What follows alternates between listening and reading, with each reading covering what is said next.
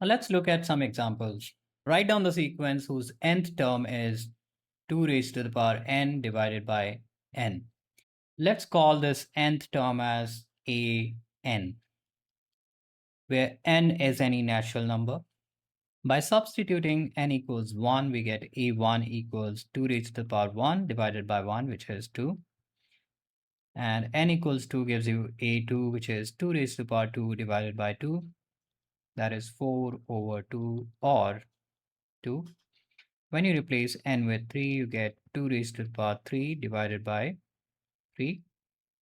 And that is 8 over 3. Replacing n with 4, you get 2 raised to the power 4 divided by 4. That is 16 divided by 4 or 4.